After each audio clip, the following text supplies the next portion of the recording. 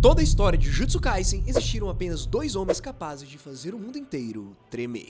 Um deles nasceu abençoado. 6 olhos, técnica ilimitada, o prodígio que mudou o equilíbrio do mundo simplesmente por existir. Satoru Gojo, o homem mais forte da era moderna. Já o outro nasceu amaldiçoado. 4 braços, 2 rostos, uma fome insaciável de destruição que atravessou 1000 anos de história. Ryomen Sukuna, o rei das maldições, o mais forte de todos os tempos. Contudo, esses dois, por mais poderosos que tenham sido, ficaram no passado. Porque 68 anos depois, um novo monstro emergiu. Ryuji Itadori, um garoto que um dia foi apenas o receptáculo do rei das maldições, agora se tornou algo que deixariam com certeza Gojo e Sukuna surpresos. E aí surge a pergunta que todo fã de Jujutsu Kaisen já se fez. Se o Yuji de módulo enfrentasse Gojo e Sukuna ao mesmo tempo, quem é que venceria? Bom, a resposta parece simples, porém não é tão direta como muitos podem achar. E, nos próximos minutos, eu vou te mostrar exatamente por que colocar os dois maiores gênios de combate da história do Jujutsu no mesmo time cria uma situação que nem mesmo o Yuji de módulo pode ignorar. Pessoal, antes de qualquer coisa, deixa eu ser absolutamente claro sobre um ponto. Eu não sou um daqueles caras que fica procurando pelo em ovo só pra ser do contra. Yuji Itadori em módulo é, sem a menor sombra de dúvidas, o feiticeiro mais poderoso que já existiu no universo de Jujutsu Kaisen. Também deixa eu te mostrar exatamente quanto que esse cara evoluiu. Quando o Yuji reapareceu no capítulo 19 de módulo, a primeira coisa que ele fez foi usar a técnica sangue perfurante. Só que não foi uma técnica parecida com que o seu irmão Choso usava, por exemplo. Foi um sangue perfurante que se dividiu em dezenas de projéteis simultaneamente. Um único ataque que atingiu todas as pessoas dentro de um prédio de vários andares. Feiticeiros experientes, simurianos com poderes alienígenas, todo mundo foi neutralizado instantaneamente. E o mais insano, ele fez isso sem matar ninguém. O nível de controle necessário para fazer algo desse tipo é simplesmente incompreensível. Novamente, o Choso, que é basicamente o mestre da manipulação de sangue, nunca chegou nem perto desse nível. Mas, espera, porque isso é só o começo. No capítulo 20, o Yuji demonstrou algo ainda mais absurdo. Um simuriano chamado Osoki tentou atacar ele, só que o Yuji nem precisou se mover. Ele simplesmente usou desmantelar para criar uma camada de proteção entre sua mão e o machado do oponente. Parou o ataque sem nem precisar tocar no objeto, sem nem olhar para o cara na sua frente. E aí, meus amigos, depois foi Kokusen. Mas não um Kokusen normal. Um tão poderoso que fez o Osoki sair ricocheteando em vários prédios por aí. E o Yuji naquele momento ainda disse que estava se segurando, que o cara não ia morrer só com aquele ataque. Isso significa que o poder real dele e sua verdadeira capacidade com Kokusen é ainda maior do que a gente viu. Porém, o mais legal vem a seguir. Enquanto os espíritos amaldiçoados se juntaram em Tóquio, o Yuji simplesmente ergueu a sua mão e lançou desmantelar 2 vezes em áreas massivas. Sério, sem brincadeira, a escala desses ataques era comparável à chama divina do Sukuna e ao Hollow Purple do Gojo. Ataques que antes eram considerados o ápice do poder destrutivo em Jujutsu Kaisen, agora são ataques casuais do Itadori. E isso sem nem mencionar o que ele fez com o Mahito. O mesmo Mahito que quase matou o Yuji em Shibuya. A mesma maldição que pode manipular almas com apenas um toque. O mesmo Mahito que expande seu domínio em 0,2 segundos. O Yuji derrotou ele sem mover 1 centímetro do lugar onde estava. Fatiou o espaço inteiro mais rápido do que o Mahito conseguiu reagir. Por fim, cortou ele em pedaços antes que o Mahito sequer entendesse o que estava acontecendo. A luta terminou em segundos. Então, sim, eu reconheço plenamente. Yuji Itadori é uma anomalia das anomalias. Tirando o fato de que ele é o resultado de um experimento que durou mais de 1000 anos no Kenjaku, podemos dizer que os 68 anos de treino ininterruptos transformaram ele em algo que transcende qualquer coisa que Jujutsu Kaisen já viu. Ele é mais forte do que o Gojo era. Ele é mais forte do que o Sukuna era, individualmente. Mas aí é que a conversa fica interessante, porque essa discussão não é sobre 1 versus 1, é sobre 1 versus 2. E isso muda tudo. Deixa eu te fazer uma pergunta. Quando Gojo enfrentou o Sukuna em Shinjuku, quem foi que venceu? O Sukuna, obviamente. Porém, como que ele venceu? Ele simplesmente dominou o Gojo do início ao fim? Atropelou ele com um poder superior? Não, cara. Absolutamente não. A luta foi tão equilibrada que precisou de 5 confrontos de domínios. Por 5 vezes, os domínios colidiram e colapsaram juntos. A diferença entre vitória e derrota no 5º confronto foi de menos de 0,01 segundos. Nesse momento, o Gojo conseguiu imobilizar o Sukuna por uma fração de segundo. Foi o suficiente para ele esmagar o coração do Rei das Maldições com um único golpe. Ali, o Gojo estava vencendo. Mas aí, tudo mudou quando o Sukuna resolveu invocar o Mahoraga para se adaptar ao limitado e criou o corte mundial. Uma técnica que ele aprendeu naquele momento, observando o General Divino. Se o Sukuna não tivesse essa carta na manga, o Gojo teria vencido sem sombra de dúvidas. Bom, beleza, mas por que eu tô te contando isso? Simplesmente porque isso mostra uma coisa crucial. Gojo e Sukuna são equivalentes em poder. Tão equivalentes que a diferença entre eles é medida em milésimos de segundos. Agora, pensa comigo. O que acontece quando você coloca dois lutadores desse calibre no mesmo time? Você não está simplesmente somando o poder deles. Você está criando algo completamente diferente. Você está criando uma máquina de combate onde todas as fraquezas são cobertas. Por exemplo, o Gojo tem o infinito, uma barreira que para qualquer ataque. Porém, o infinito pode ser atravessado com amplificação de domínio ou com o corte mundial. Se o Gojo estiver sozinho e alguém usasse uma dessas técnicas, ele teria que lidar com o problema. Porém, se o Sukuna estiver ao seu lado, as coisas mudam.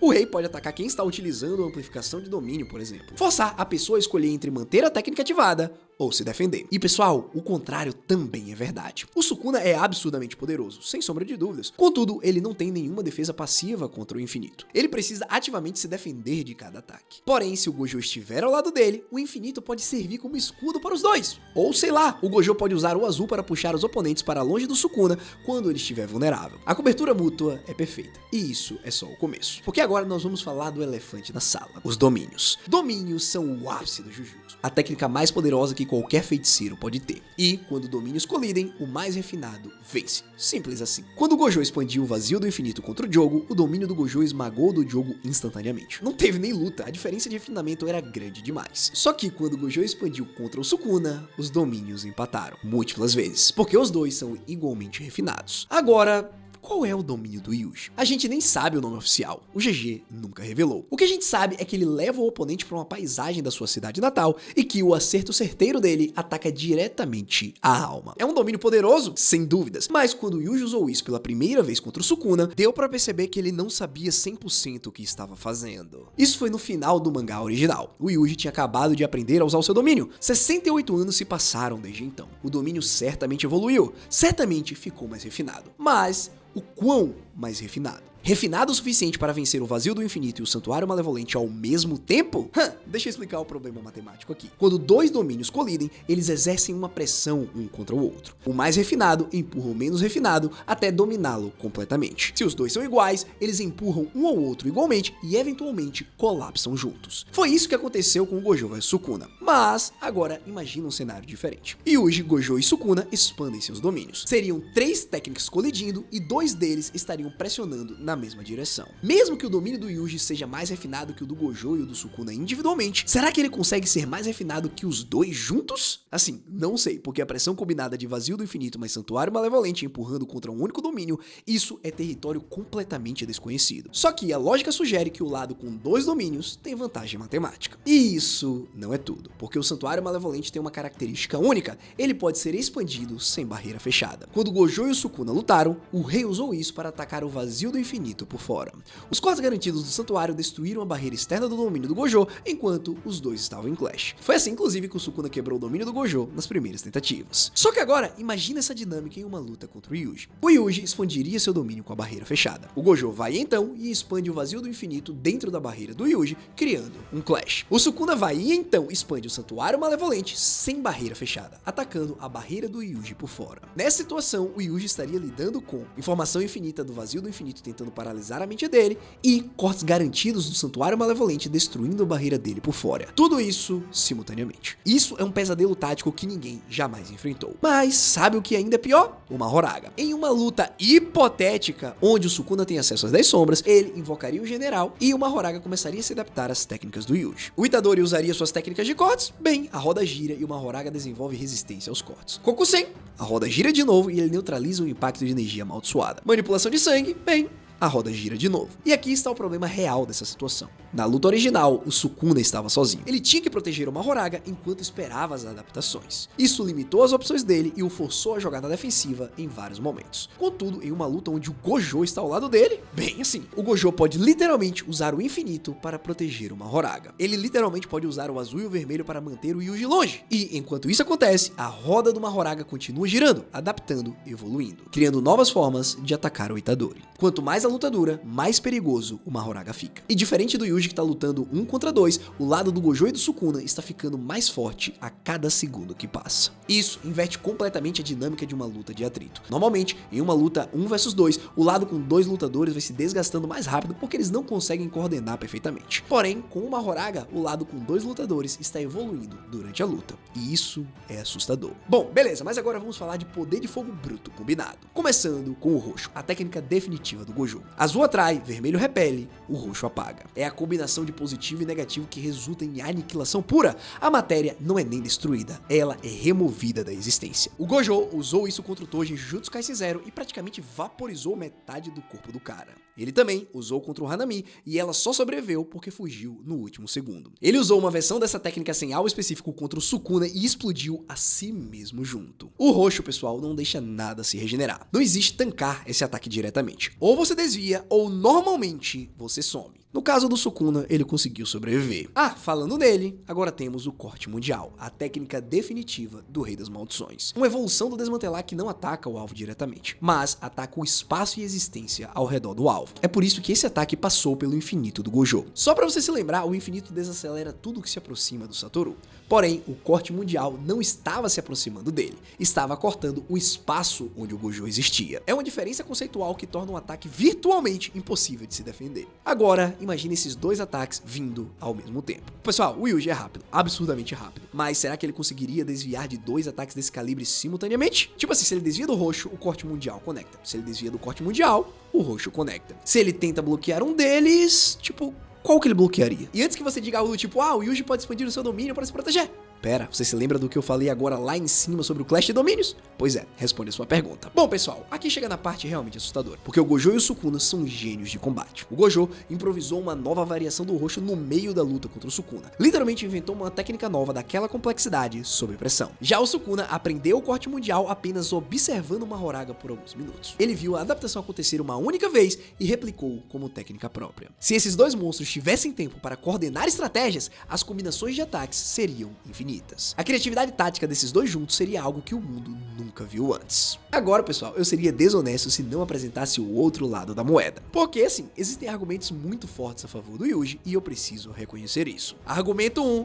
Escala brutal. As técnicas de desmantelar casuais do Yuji em módulo tinham escala comparável às chamas divina e ao Hollow Purple do Gojo. Ou seja, os ataques casuais dele são comparáveis aos ataques máximos do Gojo e do Sukuna. O Gojo, para acertar o roxo no Sukuna, precisou se explodir junto no processo. Foi um ataque de último recurso que quase matou os dois. O Sukuna, por sua vez, usou as chamas divina contra o Yuji depois de uma luta intensa. Era uma carta que ele não podia usar repetidamente. Em contrapartida, o Yuji lançou duas técnicas de desmantelar desse nível e nem parecia cansado. A diferença aqui é absurda. Se cada ataque normal do Yuji tem o poder de um roxo, quantos roxos normais o Gojo consegue lançar antes de ficar exausto? Mesmo com os 6 olhos. Quantas chamas divinas o Sukuna consegue usar? Não sei, nesse caso o Yuji poderia simplesmente atropelar os dois com o volume de ataques. Argumento 2. 68 anos de experiência constante. Pessoal, o Gojo viveu aproximadamente 30 anos e passou boa parte desses anos sem oponentes à sua altura. Ele era tão forte que ninguém conseguia lutar de igual para igual com ele. O Sukuna, por outro lado, tem 1000 anos de existência, mas passou a maior parte desse tempo selado. Os dedos dele estavam espalhados pelo Japão por séculos. Só que o Yuji tem 68 anos de experiência constante como o feiticeiro mais forte do mundo. Sem pausas, sem selamentos. O cara foi pra cima de todos os usuários de maldição e de todos os espíritos amaldiçoados que encontrava pela frente, inclusive os de grau especial. Em resumo, a experiência prática dele pode ser superior à dos dois combinados. Agora, argumento 3, conhecimento íntimo. O Yuji foi o receptáculo do Sukuna. Ele sentiu a energia amaldiçoada do rei dentro dele. Ele viu o Sukuna lutar de uma perspectiva que ninguém mais teve. Ele conhece a técnica de santuário porque ela está gravada no corpo dele. O Yuji também treinou com o Gojo. Aprendeu os fundamentos de domínio com Kusakabe, que estudou as técnicas do Gojo. Ele sabe exatamente como esses dois oponentes lutariam. Conhece os padrões, conhece as fraquezas. Enquanto o Gojo e o Sukuna teriam que descobrir todas as evoluções que o Yuji desenvolveu em 68 anos, o Yuji já sabe tudo que eles têm. Essa simetria de informação é uma vantagem gigantesca. Seguindo, argumento 4, Kokusen à vontade. Isso é algo que ninguém mais consegue fazer. Pessoal, o raio negro requer aplicação de energia amaldiçoada dentro de 1/1000º de segundo do impacto físico. É considerado um milagre quando acontece. Até feiticeiros de elite passam a carreira inteira sem conseguir fazer um. O Yuji faz isso quando quer. Isso significa que cada soco dele pode ter 2,5 vezes mais poder do que qualquer ataque normal, a qualquer momento, sem preparação, sem chance de erro. Continuando com o argumento 5, velocidade e percepção. Em módulo, existe uma implicação de que o Yuji conseguiu perceber a luta do Dabra contra uma Horaga. Só que o Dabra se move em uma velocidade de subluz. Se o Yuji consegue perceber movimentos nessa velocidade, ele consegue perceber qualquer coisa que o Gojo ou o Sukuna façam. Nenhum ataque surpresa funcionaria, nenhuma técnica seria rápida demais para reagir. Ele teria a capacidade de enxergar qualquer coisa que fosse lançada contra ele. Bom, e então? qual é o veredito final? Olha, depois de analisar tudo isso, eu vou ser completamente honesto com vocês. Eu acho que o Yuji vence essa luta, provavelmente. A escala de poder bruto dele é simplesmente grande demais pra ser ignorada. A experiência é vasta demais. O arsenal é o mais completo possível. Se eu tivesse que apostar dinheiro, mas não muito, eu apostaria no Yuji. Mas, e esse é um mais enorme, tá certo? Essa luta não seria o stomp que as pessoas imaginariam. Não seria o Yuji dando um soco e os dois caindo. Não seria uma demonstração fácil de superioridade. Seria uma guerra. Uma guerra onde o Yuji teria que lidar com múltiplas variáveis e um único errinho mínimo poderia lhe custar a vida. Agora, ele pode superar tudo isso? Provavelmente sim. Contudo, provavelmente não é a mesma coisa que certamente. E superar com dificuldade não é a mesma coisa que estompar facilmente. Por favor, percebam a diferença do que eu tô falando aqui. Porque você sabe qual é a verdade mais incômoda que ninguém quer admitir? Cara, o Gojo e o Sukuna foram tão equilibrados entre si que a luta deles foi decidida por um único detalhe. Se você colocar esses dois no mesmo time, cobrindo as fraquezas um do outro, coordenando ataques em harmonia,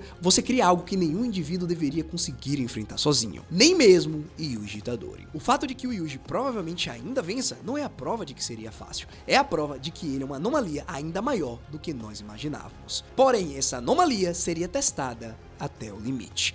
E esse é o ponto que eu quero que vocês levem desse vídeo. A pergunta não é Yuji vence ou perde, a pergunta é, essa seria uma luta fácil? E a resposta é não. Definitivamente não. Mas e aí, você concorda comigo? Ou você acha que eu estou completamente errado e o Yuji realmente passa a mão nos dois sem dificuldade? Deixa sua opinião nos comentários porque eu quero muito ver o debate rolar. E se você curtiu esse tipo de análise, já sabe, deixa o like e se inscreve no canal. Valeu galera, foi um prazer apresentar esse vídeo e a gente se vê no próximo. Hashira falando e vazando, e eu fui.